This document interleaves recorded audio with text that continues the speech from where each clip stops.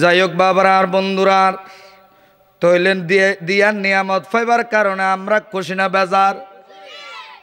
এর দূর দাঁড় আলোচনা বেশি করতাম না, এর দূর করে ওনারা বুঝিবেন দে আল্লাহ দিয়ার নিয়ামত দিয়ে দেড় ভিতরে একখান নবী একখান কোরআন, এই দুইটা আমাদের জীবনের জন্য বড় গুরুত্বপূর্ণ জিনিস। এই দুনিয়ার মানুষ, যদি তুমি আল্লাহর কোরআন না মানো তাহলে তুমি কখনো মুসলমান হইতে পারবা না। যদি তুমি নবীরে না মানো তাহলে তুমি মুসলমান হইতে পারবা না। বলে কেন পারবো না? কারণ তোমার থেকে যদি মুসলমান হইতে মনে চায়, ইমানদার বনতে মনে চায়, আল্লাহর কোরআনও মানতে হবে, নবীকেও মানতে হবে, নবীকেও মানতে হবে। তাহলে আমাদের নবী কি রহমত না গজব?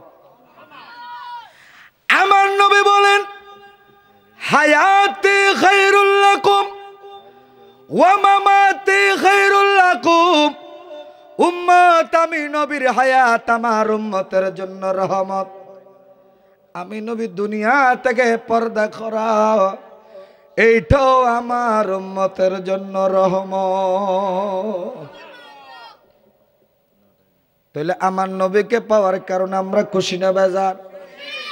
নবী যদি না, আল্লাহ যদি নবীরে না বানাইতো, আল্লাহ তামাম দুনিয়াটা বানাইতো না। আল্লাহ নবী বলেছেন হায়াতে খায়রুল লাকুম ওয়া মামাতে খায়রুল লাকুম। আমি নবীর হায়াত আমার উম্মতের জন্য রহমত। আমি নবী দুনিয়া থেকে পর্দা করে, এটাও আমার উম্মতের জন্য রহমত। এত বড় রহমতের নবীরে পেয়ে আমরা সবাই খুশি।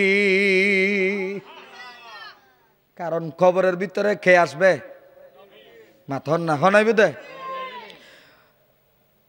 খবরের ভিতরে ফেরাস্তা যাইতে নবীজের নিয়ে মাথন না হত ফেরাস্তা যাইতে পারিব নি নবীজের নিয়ে এনেকে হতইল নিয়ে যুক্তি তো নর যে জায়গাত নবী যায় এটা ফেরাস্তাও জানিয়ে ভারতে জোরা হন না সুবহানাল্লাহ।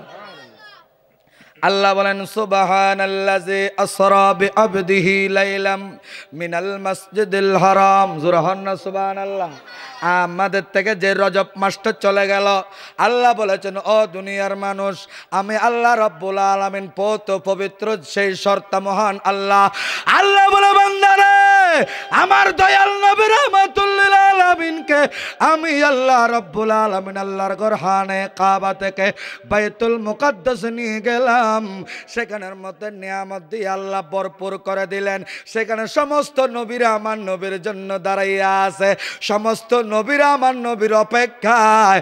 আমার নবী বাইতুল মুকাদ্দাস ঢুকে মাত্র 2 রাকাত নামাজের ইমামতি করল।